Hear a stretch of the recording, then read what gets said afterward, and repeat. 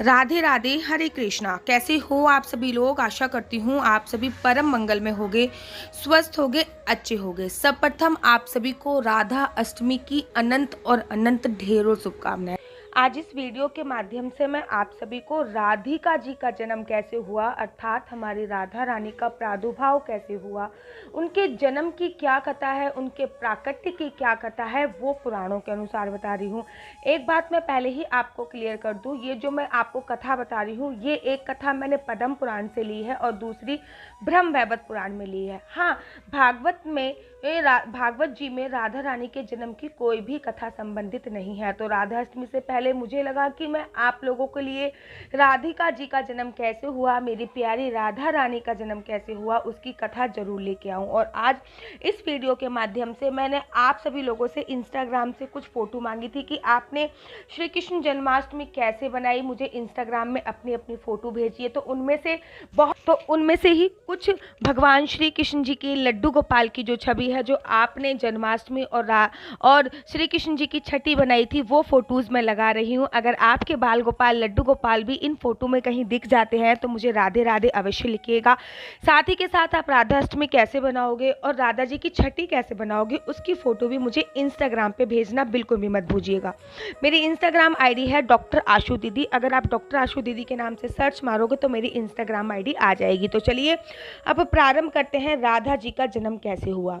वैसे तो राधिका जी के जन्म से संबंधित अनेकों कथाएं शास्त्रों में आती हैं, लेकिन ऐसा माना जाता है कि आज से करीब 5200 वर्ष पूर्व मथुरा के जिले के गोकुल महावन कस्बे के निकट रावल गांव के भाद्रपद मास के शुक्ल पक्ष की अष्टमी तिथि अनुराधा नक्षत्र मध्यकाल 12 बजे सोमवार का दिन था। विश्वभानुजीत एवं माता कीर्ति की पुत्री के रूप में राधिका जी ने जन्म लिया था, लेकिन कुछ दिनों के बाद महाराजा विश्वभानु जी ने वृंदावन में ही वृषभानुपुरा गांव बसाया, जिसे आज बरसाने के नाम से जाना जाता है।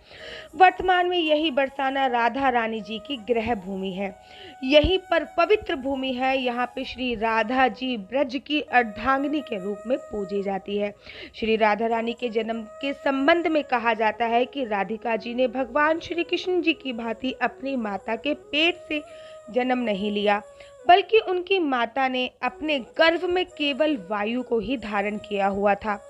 तब देवी योग माया की प्रेरणा से उन्हें केवल वायु को ही जन्म दिया था, परंतु वहां स्वेच्छा से श्री राधा जी प्रकट हो गई। श्री राधा जी तो मानो ऐसी लग रही थी जैसे कमल नयन वाली, लेकिन एक अचंबा था, उन्होंने नेत्र नहीं खोले थे। क्यों नहीं खोले थे, मुझे कमेंट करके जरूर बताइए।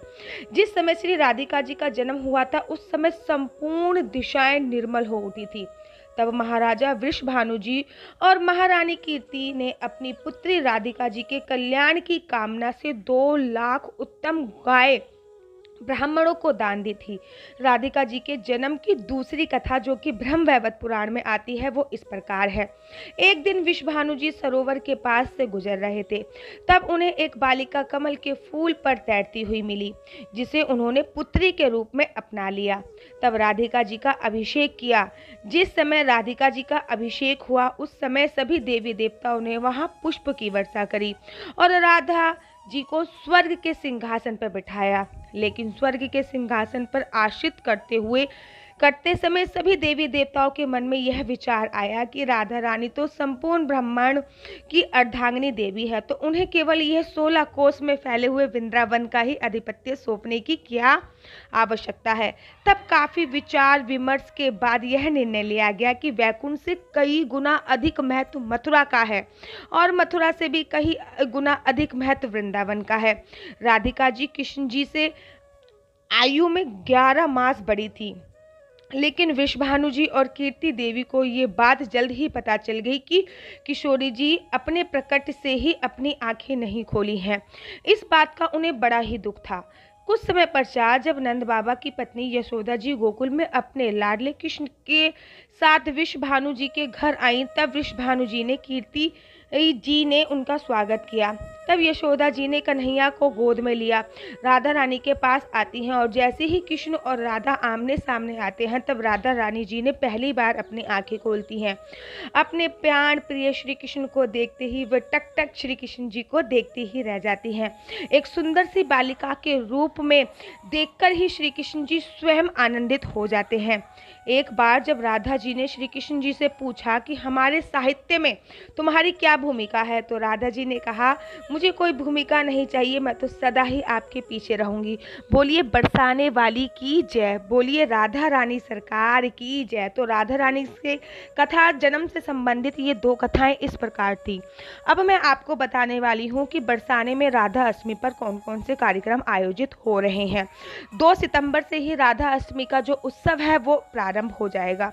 2 सितंबर को श्री राधा जी की प्रधान सखी ललिता जी का जन्म उत्सव बनाया जाएगा, जो कि ऊंचा गांव में बनाया जाता है। 3 सितंबर को सुप्रसिद्ध राधा रानी जी की श्री राधा जी का जन्म उत्सव बनाया जाएगा। 4 सितंबर को राधा रानी जी के मंदिर में प्रातः 4 बजे राधा रानी का जन्म उत्सव शाम को जो संगमरमर की सफ़ेद छतरी आप लोगों ने देखी होगी वहाँ पे दर्शन होंगे। और 5 तारीख को मयूर कुटीर लीला होगी और शाम को श्री राधा रानी मंदिर में नृत्य होगा।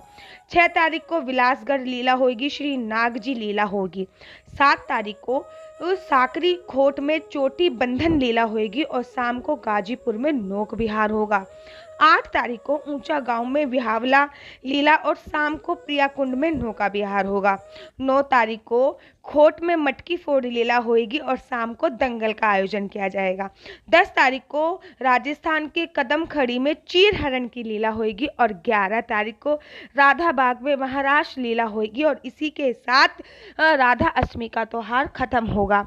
राधा अष्टमी का जो त्यौहार है वो बेसिकली 6 दिन का बनाया जाता है और छठी भी बनाई जाती है। अब वो सब आपके ऊपर निर्भर करता है। किसी किसी के घर पे ऐसा होता है कि लड़की की छठी नहीं बनाई जाती। तो अगर आपके घर पे छठी बनाई जाती है, अगर आपके घर पे लड़कियों की छठी बनाई जाती है तो आप राधा रानी की छठी श्री कृष्ण जी की छठी की तरह बना सकते हैं। जैसे श्री कृष्ण जी की छठी पे आपने कढ़ी चावल बनाए थे, वैसे ही राधा रानी की छठी पे भी आप कढ़ी चावल बना सकते हैं। लेकिन एक क्वेश्चन जो बहुत बार मुझसे पूछा गया था उसका भी मैं उत्तर दे देती हूँ। किसी ने मुझसे ये पूछा था कि राधा रानी को भी तुलसी दल डाल के भोग लगता है, तो राधा रानी को भी तुलसी दल डाल के भोग लगता है, लेकिन तुलसी का जो प्रसाद होता है, तुलसी का जो दल होता है वो राधा रानी के हाथ में दिया जाता है। तो इस बात का आप लोगों को विशेष ध्यान रखना है। साथ ही के साथ अगर आपको मेरी वीडियो अच्छी लगती है या फिर आपके पास भी कोई भी क्वेश्चन है तो आप मेरी इंस्टाग्राम आईडी डॉक्टर आशु दीदी पर मुझे फॉलो कर सकते हैं और मुझे वहाँ पे क्वेश्चन पूछ सकते हैं। और साथ ही के साथ आप मेरे को मेरे blog channel Mr and Mrs Chauhan पर भी फॉलो करना बिल्कुल भी मत भूलिए। तब तक के लिए मुझे दीजिए इजाज़त। राधे राधे, हरे कृष्णा, हरि बोल।